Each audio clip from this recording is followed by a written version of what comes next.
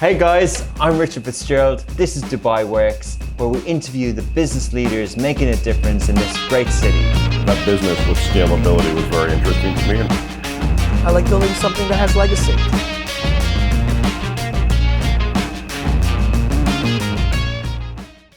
Good morning, Gary. Good morning, how are you? Very good. So thanks for joining Dubai Works firstly. How I would describe you as a true Dubai entrepreneur in terms of recognizing the city, recognizing the trends, coming up with something that fits this world that we're living in, digitization. You're a real entrepreneur in that you get involved in promoting the business online with a lot of video, a lot of content.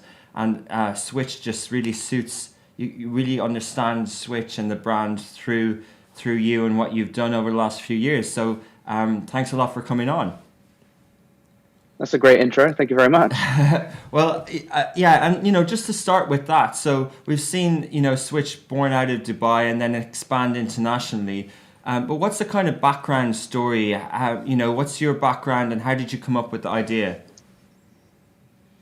Yeah, it's a great question. It's probably a story we maybe don't tell enough of, but one that's obviously, like you say, rooted in Dubai. So actually, I moved over to Dubai in 2015. I had previously to Switch, I had a marketing business, and we did a lot of work with corporate clients and government clients over here. And in the services business, as you well know, Rich, it is a challenge. It is a real slog. And through that process, admittedly, personally, I reached burnout. And I think many entrepreneurs, have a trigger point in their life that sets them on a journey to create something that means something to them, something that has purpose. So I think I personally found purpose in that period of my life where I was maybe working too hard, trying to do too many things, and was guilty of not actually taking care of myself in the way that I always had done. So I've always been very active, always been into fitness, played football to a very high level, growing up and into, through university. So it was really kind of going back to my roots. Just to kind of touch on something, because I think it's important, we'll talk a lot about wellness. What do you think burnout is for you? Do you think it kind of differs for different people? Is it a combination of, enough is enough, or is it more serious than that, or what would you describe that burnout feeling? Horrible. So actually, the feeling is horrible. For me, it was more physical burnout. I think people can suffer it in many different ways. Emotional, psychological. Ultimately, it's triggered by stress, and some people deal with stress differently, right? Stress is not necessarily a bad thing, in my opinion, if you have the right amount of it. If the drivers of that stress are positive, actually it can fuel you. So, but when there's too much stress, I think that's when it becomes too much to handle. And I think most people recognize that too late. So that would be my definition of burnout is when you've recognized too late that you are, you're not able to, to continue in the way that you're going. So for me, it was lack of sleep.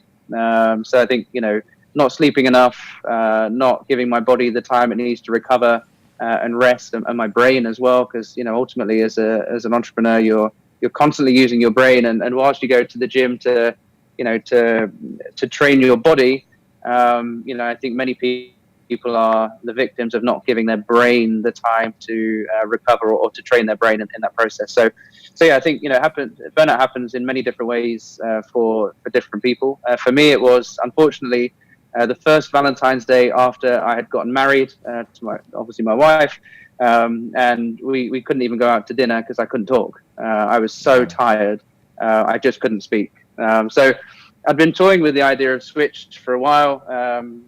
My two co-founders as well, we'd been playing with the idea of what can we do.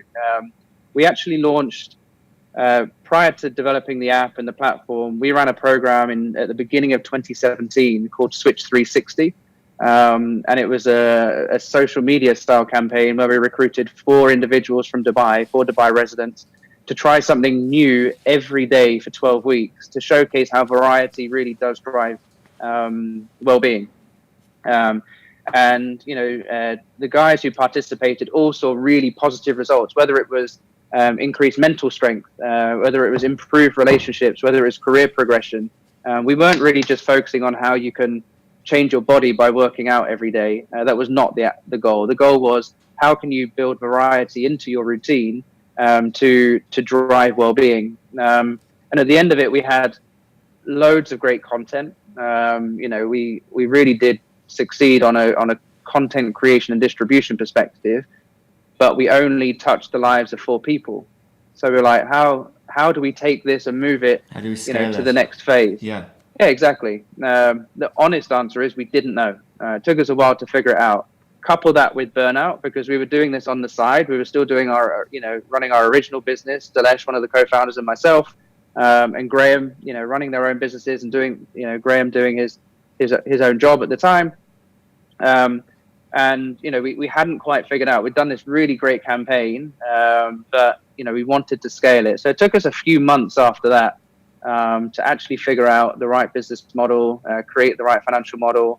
Luckily, we have a background of building business models and business plans and financial models for our clients previously through our design and marketing business. So it wasn't alien to us, but it was a good opportunity to get it right. And then for all the planning in the world that you can do, in the end, when you get going, it changes. Interesting. So you were coming at a place where you kind of wanted to, you were burnt out, and then you wanted to create something new that creates extra pressure as well. So kind of, how did you get going? Was it like a lease of life that you were, free and you were kind of empowered and you were kind of, oh, this is taking a weight off my shoulders? Or was it immediately, oh no, I'm now doing 2 things at once?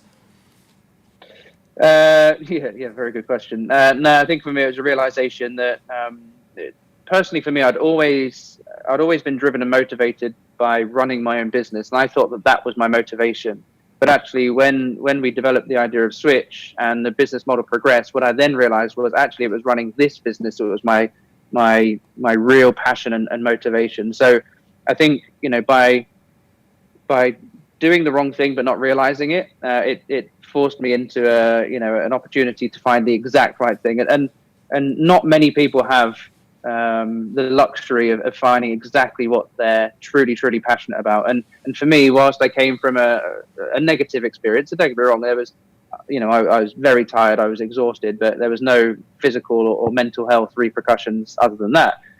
So I'm, coming out of that particular space and going into, creating a new business, a new venture that had the opportunity to impact many people. We didn't know how many people. We were like, well, can we do more than 4? I think the answer is yes. So yeah, I think finding that passion, yes, definitely it gives you a new lease of life without a doubt. But it was also an absolute cue or trigger for me to start to step away from, the existing business that we had. So that process wasn't immediate, but it was fairly swift. And then I went full time into Switch. And there were people you mentioned you're in the services industry and sort of working with clients and that side of things and branding and marketing.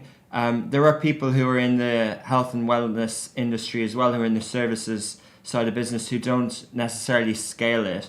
So at what point did you kind of look at this? And I think there was a few figures you mentioned elsewhere that the UAE's exercise market had been around $380 million when you started, and the well-being market was $2.7 billion.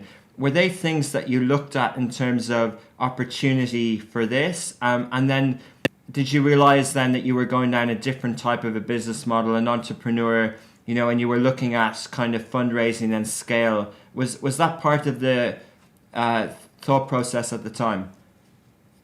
Yeah, 100%. I think, having built a services business, like you said before, where we were, I guess, lucky, maybe you want to call it luck, I don't know. We were lucky in the fact that our client base in our marketing business spanned the US, Europe, and the Middle East. So we scaled it, I guess, as far as it was possible. But yeah, it's a very different ball game. I think going into Switch, we had nothing more than an idea written down, and we were lucky to get some initial angel investors to put some seed money in. And I must admit that the raising seed capital here from individuals has been critical in our success. I can't thank those people enough. They are mostly based here in Dubai. They are, individual angel investors. We have had a lot of success with individual angel investors, and I think that network doesn't quite get the credit that it deserves. I think it's something that's very under the radar. I understand why. It's a personal thing. It's a private thing, but we would not be where we are today without those angel investors. So we have a great deal to thank them for, and I think we also probably are very grateful that we are in Dubai, where there's probably a higher concentration of individuals who get into angel investment. Yeah. But like I said, I think it probably doesn't get the credit or the exposure that it truly deserves. So interesting. So talking about the business plan and model and it often changing, does the structure and ownership also adapt, or is that in terms of the international expansion, which we'll touch on a bit later, the original seed investors, are they the ownership structure, is that with the same kind of entity and the same framework as before, and the kind of almost legalities around that? Yeah, I think that's definitely one of the challenges of setting up a business in general. Is figuring out a structure that works for now and for the future. Quite frankly, our structure's changed 3 times in probably 3 years as we grow and grow and grow. Every markets that we're in or entering have different regulations. We have to create a structure that's suitable to our investors and our partners. And as we now prepare to launch in the US as well, that's a whole different ball game. So yeah, you have to be. I think you have to be fluid, and you have to be able to adapt. Your everything, not just your structure, your operations, your mindset. Your physical operations. But I think the structure is vital in developing something that's compelling and attractive to investors. Because if you're building a business like ours that does require investment over time, you need to make sure that you are set up in the right way to give the investors what they want to a certain degree. That's the game, right? Yeah, interesting. So from a seed point of view and the angel, that's kind of part of a roadmap then for a Series A, etc. And if you talk about that a little bit, but just kind of explain, when you're pitching a business idea, are you at some point, is there kind of an exit strategy, or is there kind of a goal in mind, or is it more related to a kind of an overall mission for the company? Yeah, a bit of everything. I think ultimately, any investor, whether it's an angel investor at seed level or a venture investor at Series A, Series B level, they're of course looking for a return. I think as we grow and as we develop, that the exit becomes maybe bigger, maybe more sophisticated, maybe at a larger scale. And yeah, that's something that you have to of course map out. We have a very clear pathway to what our future growth looks like. Now, whether that's an exit strategy for our investors, whether that's an exit strategy for some of the investors or some of the team members or whatever, I think it varies. I think the good thing for us is that we see a very long pathway of growth, profitable growth in the wellness space. The wellness industry as a whole is growing astronomically. It's a multi-trillion-dollar industry if you put every piece of it together, from corporate wellness, health insurance, you name it. So yeah, we see a very good, solid runway to profitable growth. So our exit options actually increase as time goes on. And we're in a. Sorry, go on. Yeah, so I mean, yeah, we'll definitely move into. I want to talk about the kind of the reasons for Hong Kong and the expansion as well. But just while we're on this topic around Dubai and the business structure, do you think there's enough prototypes and enough examples? Because a lot of examples and a lot of say a stock market listing exit is very US centric.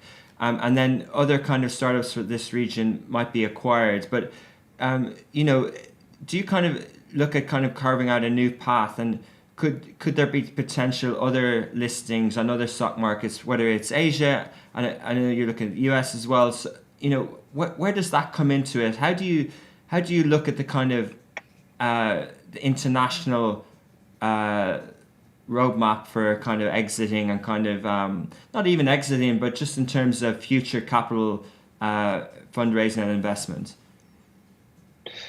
Yeah, that's a great question. I think it's not, the answer lies not in both fundraising and exit, but actually in the whole ecosystem.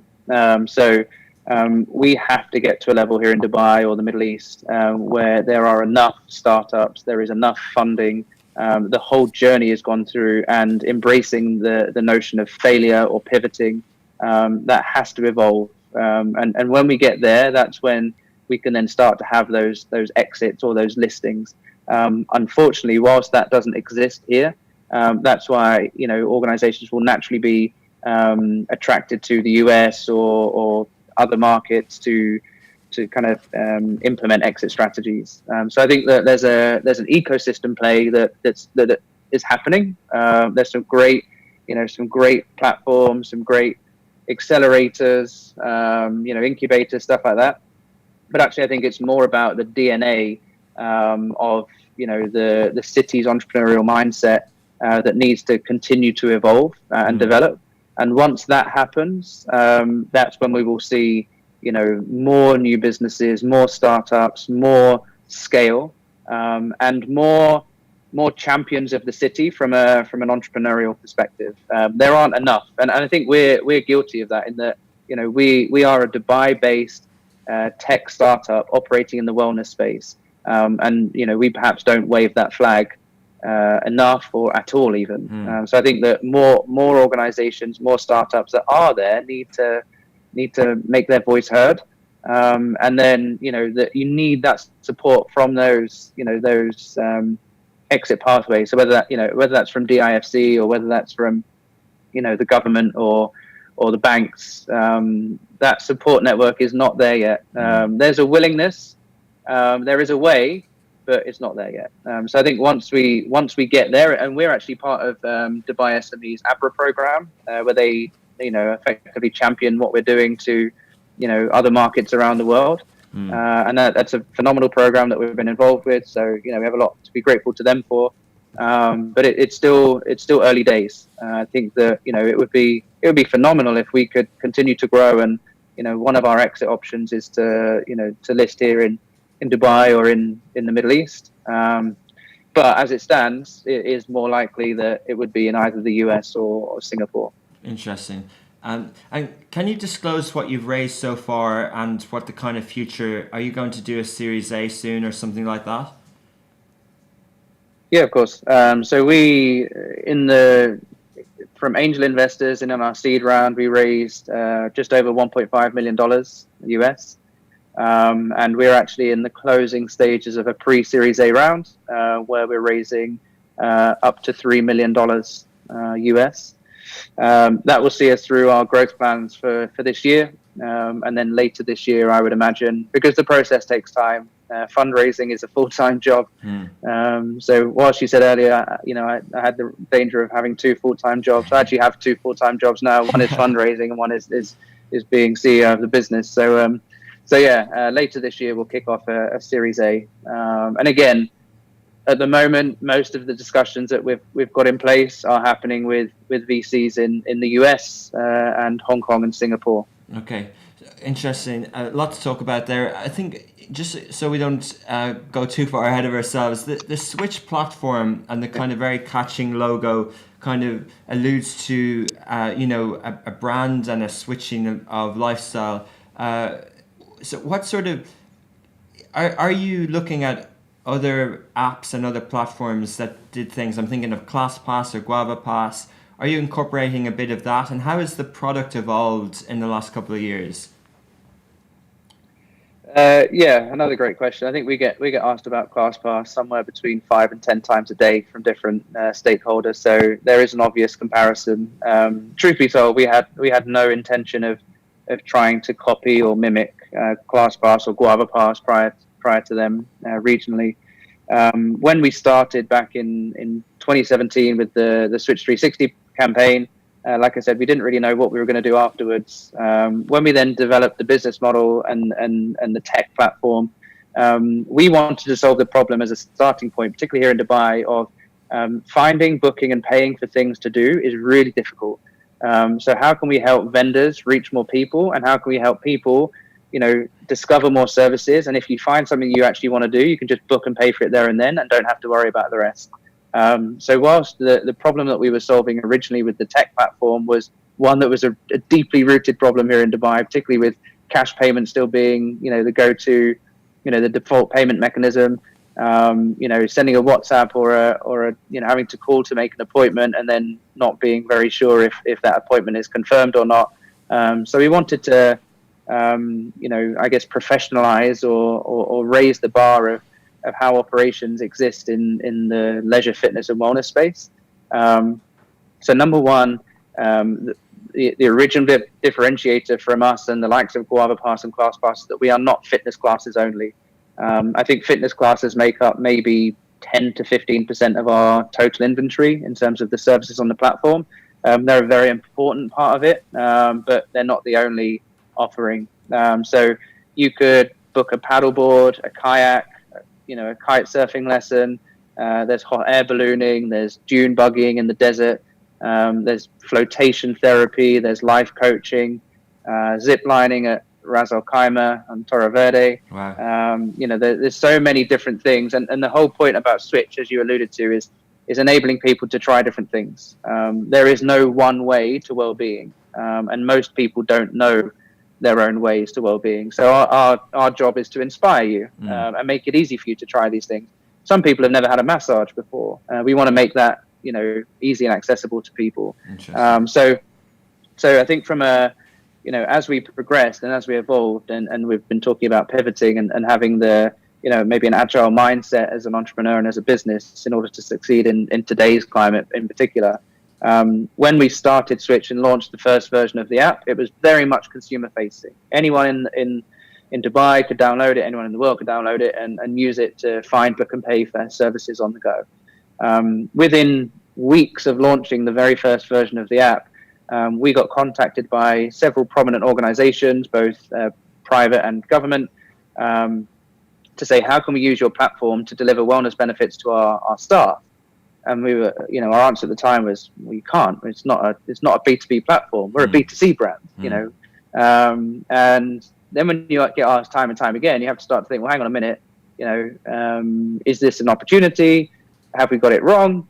How can we evolve our offering to satisfy this genuine demand? Because we are getting asked by some pretty good organizations to use the platform, but we hadn't thought about it in that way. So I think you have to be big enough to accept that all of the planning that we did actually would miss this golden opportunity, and we now need to adapt to it. So Dilesh and the development team went back to work. We built the platform to cater for organizations.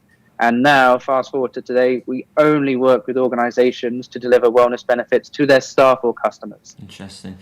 But you mentioned your partner on the development side. That was a crucial kind of part of Switch from the start, that you owned your own technology and you were kind of maybe onboarding vendors. So although it might have been a pivot, you still had the ability to kind of adjust from a platform and technology point of view.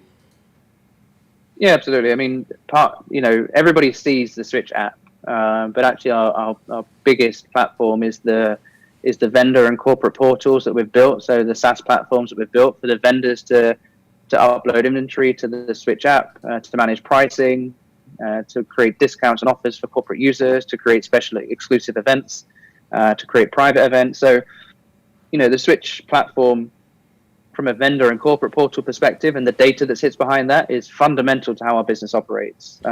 In terms of our vendor partnerships, they're critical. And I think that we've been very fortunate that, the vendors that we work with, our partners, they see that we're evolving to benefit them, right? And it's really important that they see us in that way. Without naming other platforms, I don't think that partnership or that relationship is seen in such favorable terms. So, what we do is designed to generate more revenue to our vendor partners that they wouldn't be able to tap into themselves. So we're not cannibalizing the consumer market that they're attacking by themselves and doing very well. Actually, we're helping them, attract corporate revenue dollars that they would just not have access to otherwise. Interesting.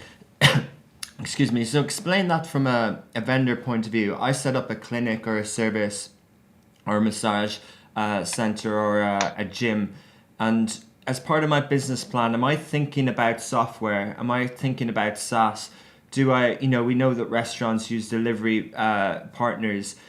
Is that what people, entrepreneurs in the wellness space, are thinking about? What's kind of available to them, and do they have decisions around building their own? Yeah, exactly. And how do you kind of onboard them onto your platform?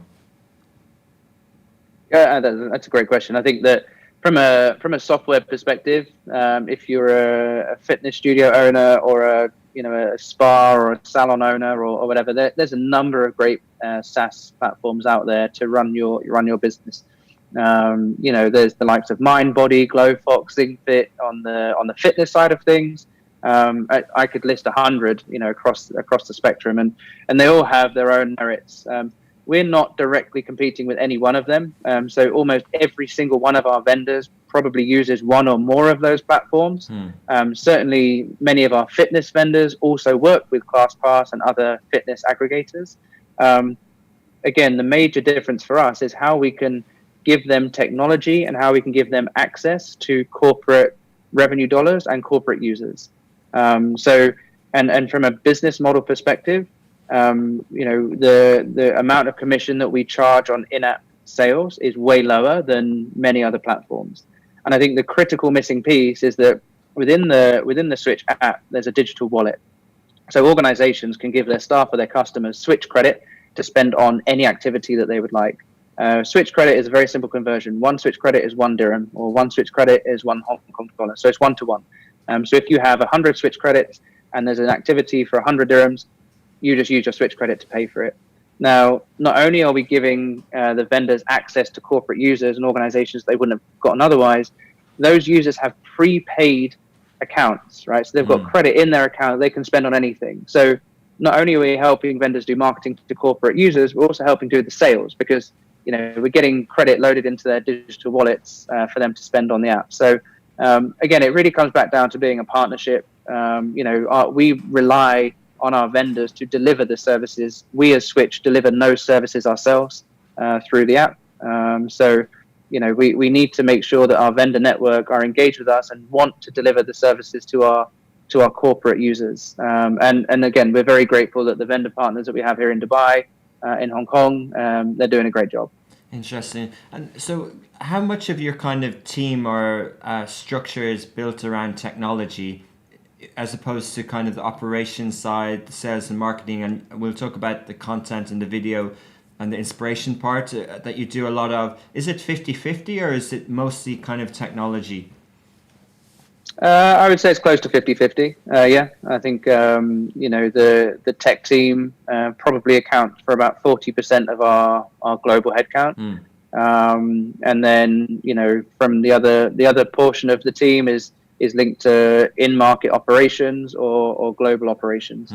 Okay, and going back to the kind of corporate wellness, there was a statistic and another piece of coverage about Switch that said Bayut did the research and they found that 93.2% of people believe it's up to the employers as a responsibility to provide health, well-being and wellness to their employees. So that's kind of a real insight, and it kind of backs up a lot of the feedback you were getting. How do you think that's evolved? Are employers taking on that responsibility? Do they need to be kind of educated a bit more? And you mentioned, providing credits to those services. Do you also provide, for example, if we wanted to have massages in the office, or if we wanted to have a kind of a PT to come in to do some stretching and things like that, is that something we could do via the Switch platform? Very good point. So I think we've seen in the last 4 weeks the mobilization and virtualization of pretty much 100% of our services. So whilst the original goal was to get people active, in managing their well-being by doing activities or taking up services physically, we've now seen a fundamental shift to virtual service delivery. So Switch Live is something we're running with a number of our partners across a number of our corporate clients to keep their workforce or their customers engaged, keep them active, even if it's at home. So, we're working now with a number of our vendors to deliver virtual services to corporate teams and corporate clients. But yes, absolutely. In terms of, working with our corporate clients in the more traditional way, it's helping them achieve their well-being, develop and achieve their well-being strategy in whatever ways work for them. So yeah, a number of our vendors have, a mobile capacity. So we have some massage providers on the app who can come to your office or your home to do a massage. We have PTs that are mobile that can come to your office or, take people off-site to do a group PT session. So yeah, absolutely. I think it's how we mobilize our vendor network to help them generate revenue in ways in which they possibly couldn't do themselves. So that's very important. I think in terms of going back to your original statistic, what a great statistic that is, by the way. We have obviously seen a positive shift in many organizations' approach to corporate wellness and the importance that they're placing on the well-being of their employees. Whilst the last 4 weeks globally have been, a disaster in many ways, one of the best things to come out of this is a heightened sense of awareness around health, well-being, fitness, and I guess just overall hygiene, and all of that adds up to wellness. So I think it's no coincidence that we've had more discussions on a corporate level in the last 2 weeks alone than probably the last 2 years. So maybe we were gearing up to this, and this is just a positive trigger. I'd love to say that we were planning for that, but we weren't. We're just now able to adapt and have mobilize a really great vendor network, leverage the technology that we have, and importantly, work with organizations like Cigna, like Standard Chartered, global organizations that actually want to really take care of their employees or their customers at a time when physical activity is no longer possible. What's the partnership with Standard Chartered? How has that come about? Is that something bespoke between Switch and Standard Chartered? Yeah, something we've been working on for a while now, and fortunately, it's now starting to come to light. So again, one of the things we're working on is a live program for their employees globally. So leveraging our vendor network, not just in the markets we're already in, but also the markets we were preparing to launch in. And it may well be now that we launch in those markets virtually first, rather than digitally and physically. So delivering only live services rather than aggregating physical services too. So actually, this has become a big opportunity for us, in the last 4 weeks. With Standard Chartered, we have a partnership where we're developing a unique concept called Fusebox. So we will open the first Fusebox studio here in Dubai in Emaar Square at the foot of Standard Chartered Tower in the summer. So building work has already started. It's not progressing quite as quickly at the moment due to the current circumstances, but we're still on track for a summer launch. The idea of the Fusebox Studios is that it's a live wellness space. What does that mean? It means that effectively that space is a physical version of our app, meaning that there is not one dedicated service deliverer. It's not a fitness studio. It's not a yoga studio. It's not a wellness studio. It is a physical platform for all of our vendors to come in and deliver services to Standard Chartered employees, Standard Chartered customers, or the general public. So all of the activities that take place at Fusebox will be exclusively available on the Switch app. And again, many of the customers, employees that have the app have prepaid either Switch credit or session credits that they can redeem at the Fusebox studio. So we know that, coming out of this current pandemic, that many of the partners that we work with will be in a difficult position. Maybe operating a studio is no longer a possibility. It's too expensive. Maybe there's new, vendors that want to come into the market but can't take the risk of the capex and opex associated with running their own studio. Not to mention that most studios operate maybe 3 to 5 peak hours a day, and then the rest is not just off peak, but it's dead. So it's really having a look at how we operate a multi-format space, almost like a studio within a studio, that molds to the vendor's brand. So if we're working with partners like KO8 or Hitbox or other vendors, if they come in, it's branded in KO8. If it's a Hitbox session, it's branded Hitbox, and making sure that the environment is a branded experience, but it's not one that has to be owned and operated at a really high capital, capex and opex to the vendor. Interesting. So you've touched on kind of a lot of trends there in sort of evolution of many industries, and I was drawing comparisons with, while you were talking with, what we see in the food industry as dark kitchens, or what we see in the remote working as co-working spaces. So there's a lot of kind of things happening under your platform. Talking about how the decision to expand to Hong Kong came about, and then with other expansion, how do you know, what market research do you do, and which product do you kind of launch with at the start, or how do you go about that? Yeah, very good question. So I think that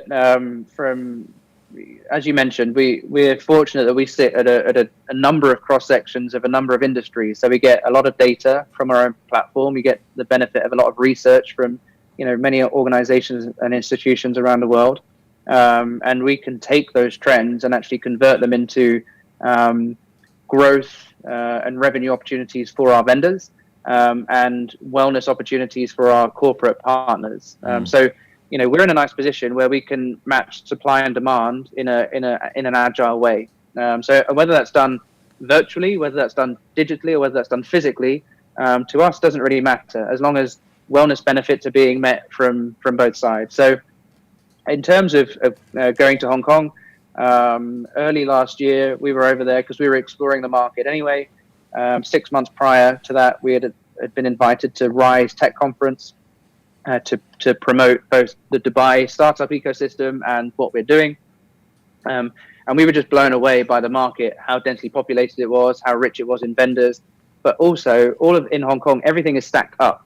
So nothing's on ground level, everything's on the 16th floor or the 30th floor, and you would have no way of finding these things. So, we already saw that, right, the same problem exists here as it does in Dubai. Just everything in Dubai is spread out. Discovery, in Hong Kong, it's all stacked up. Yeah. So we should look at Hong Kong as a market and take it a little bit more seriously. So you're on a discovery trip. I got introduced through a contact here in Dubai to the CEO of Cigna in Hong Kong. He set up a coffee. Within 10 minutes of meeting and starting the discussions, he was like, how quickly can you develop this in Hong Kong? We want to back it. So we were very lucky. We have a lot to thank Yuman for, the Cigna Hong Kong CEO, for just seeing what we were trying to do and matching that with their, Cigna's vision to help people and live healthier lives, and us helping people to live more active lives. The two things went together very well. So we signed a 3-year partnership with Cigna, and they, effectively they wanted us to develop the platform in Hong Kong so they could roll it out, one, to their staff, but very importantly to their 100,000 customers in Hong Kong. Is that a strategic investment for them, or is it a sponsorship sort of program for a few years? It's a strategic partnership. It's not investment as such, but they helped us get set up in Hong Kong through the partnership, through the agreement that we structured, and it's about mutual value creation. So we're giving them a differentiator in a very hotly contested health and medical insurance market, with a product that doesn't exist out there. And a partnership that certainly doesn't exist in the health insurance space. And is that for Cigna customers? And are you looking at acquiring the same type of vendors that you do in the UAE, also in Hong Kong? Yes. So we've actually been live now in Hong Kong since July. So I think the vendor network is growing as strong as it is in Dubai. The team led by Iris over in Hong Kong are doing a great job. And again, I think we're lucky in the sense that we have great partnerships in the likes of Cigna and Standard Chartered and CBRE also, that give us a foundation to grow from. So we're not a consumer-facing business in that we don't actually spend any marketing dollars to acquire users of the app. So we're quite a rare technology business in that respect.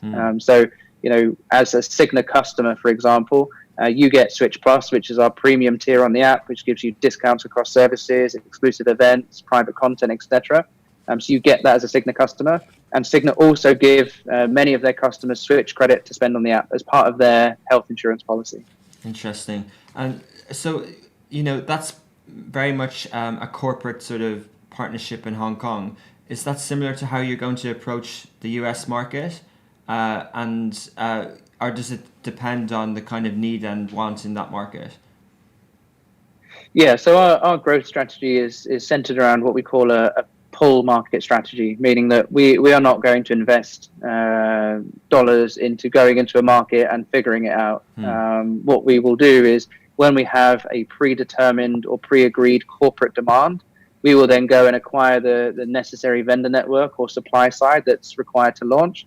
And we get going with a stabilized base, meaning we have, a corporate or multiple corporate contracts locked in, which represents in most instances many thousands of corporate users, most of whom have paid credit, with a vendor network that's ready to tap into that demand. So, going into a market and acquiring vendor partners is not particularly difficult when we've built the demand side already with prepaid credit. Smart. Okay, amazing. Are there other markets that you're looking at as well as the US? Or as when the demand comes, sorry. Yeah. So we're actually in the late stages of setup in Singapore. So Singapore will be our next market due to the partnerships I've already mentioned. And then we're working on Los Angeles as the next market. Wow. Big city, Los Angeles. Interesting. So talking about the kind of inspirational side of Switch, and you can see a lot of your background coming through in the kind of branding and the video part of it, because it's a very visual platform. How do you kind of enhance the offerings of the vendors, and how do you go about creating that content? And are you, in a way, a kind of a content company as well? Yeah, absolutely. I think content is so key to everything nowadays that you just cannot ignore it. And I know I'm, preaching to the congregation in that respect here. So yeah, I think, we took a very proactive, positive stance on content from the get-go. Every service on the app has video content that showcases the facility, the service, the instructor, the location, the environment, the type of people that also, go to that vendor. So we were always a firm believer in video content. The demand for video content has just grown and grown and grown since we launched Switch, and not just on the app, but also through other platforms. So you mentioned earlier in terms of we do create a lot of content to promote the brand and the team.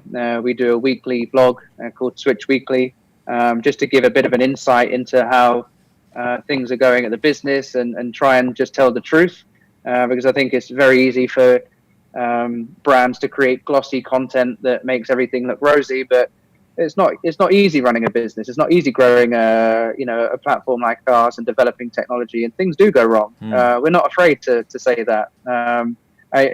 We're actually launching this week Switch Weekly today, and 4 weeks ago we introduced a segment called Real Talk, where we just try and tell you something that's really honest from the business. And little did we know that the Real Talk segment would become so real, and so challenging over the following 4 weeks. So I think content's hugely important. It's important to give ourselves an authentic and original, not just voice, but appearance as well. But like you say, help not just our vendors, but also our corporates tell the story of their brands and their offerings, and how we're just helping people to live more active lifestyles. Yeah, and that sort of real talk and authenticity seems to be part of your values and what you stand for as well. Yeah, absolutely. I think you mentioned our brand experience and obviously values and purpose, sit at the core of that. And, we have 5 core values that we live by at Switch. And one of them is to be open, honest, and direct at all times. And we make sure that we convey that internally, but also externally too. What are the rest of the values? Play to win. Be open, honest, and direct. Be a sportsman. So yes, whilst winning is important, actually, helping others is critical. And the final one is be entrepreneurial, be agile. We want people to be able to think and adapt accordingly. It's about creating that environment where people can really be themselves. They can drive the business forward. And really grow our network and our ecosystem. I think we could have had all this conversation around the impacts of coronavirus. So I know we touched on it in remote working and in different ways, especially with the corporate side. But I consciously, I think there'll be a lot of conversation around it. But just in terms of the entrepreneurship side of coronavirus and kind of that last value you mentioned, how have Switch adapted in the last few weeks, both in terms of your offering and just in terms of how you see the behavioral changes happening around us? Yeah, I think first of all, we're lucky that we've got a great team who are committed to our mission of helping people to live more active lifestyles. And I think that even before coronavirus, we were very dynamic and agile in the way we operated. I think this has just further accelerated that approach and that working style. So we're very grateful and thankful for the team, and their approach to this challenge. There's been some great ideas. We've pivoted to a number of new service lines like virtual content and on-demand content that previously was not really much of our business model. Making sure that we keep our corporate clients engaged, work with our vendor partners to see what support we can generate. Ultimately, it's our responsibility to continue to drive value into the ecosystem, sitting in between the corporate partners and the vendor partners. Ultimately now everybody globally within our teams are working from home. We do daily video stand-up, so everybody jumps on a call at 10 o'clock. We share everything that we're working on. We have maybe a trivia question, and critically, living and breathing our brand by example. We also do Switch live sessions. So whether it's a fitness class or a yoga session or whatever. So we do that as a team as well. So what we're delivering to our clients and our customers, we make sure we do as well. We have to deliver what we're offering from the inside out. Interesting. And in terms of the kind of next steps for your business in line with the impact of COVID-19, people are comparing this with the aftermath of the dot-com bubble and also, say, 9/11 and 2008. Do you think that appetite for investment and kind of VC investment is going to change? And also, if so, will your positioning and will your pitch per se be geared more towards this sort of remote working and digital environment that we seem to be accelerated towards? So I think ultimately the whole global economy will shift, right? I don't think anyone knows particularly in which direction or how long for, but what we do know is that everything has changed. So I don't think you can be you can't be stagnant. You can't stay the same. You have to adapt. You have to be agile to the current economic climate, the current local climate, and adapt accordingly. So like I said, for us, yes, it is about introducing more live content, virtual content. Will it change our overall business model? No. Ultimately, we're a platform that connects organizations and their staff or customers with the providers of wellness services. So it doesn't really matter to us whether that's physical or digital. What does matter to us is that we continue to impact as many people and as many lives as possible. Will it impact fundraising? Yes, I think it will. I think VCs and investors will be perhaps a little bit more cautious in the coming quarters, hopefully not too longer than that. But I also think it will help flush out a lot of the business models that have no clear pathway to profitability or any pathway to actually generating any revenue. So I think they're the businesses that will struggle to raise money in the future more so than businesses like ours, where we're already revenue generative. We're already on a pathway to profitability. So I think that will actually help us because we're delivering a service that is now desired by more people than ever before, and we can now do it in a global way. Amazing. On that note, we'll finish up. A good strong way to finish. And thank you for taking the time to tell us about Switch, how it started. And, it's great to see a company grow out of Dubai and, adapt the way that you're doing. So well done. And hopefully we'll continue to follow your story. Thank you, Rich. I appreciate it. And thank you for inviting me to be on today. Okay, take care. Speak soon. Hey guys, I'm Richard Fitzgerald. This is Dubai Works, where we interview the business leaders making a difference in this great city. That business with scalability was very interesting to me. I like building something that has legacy.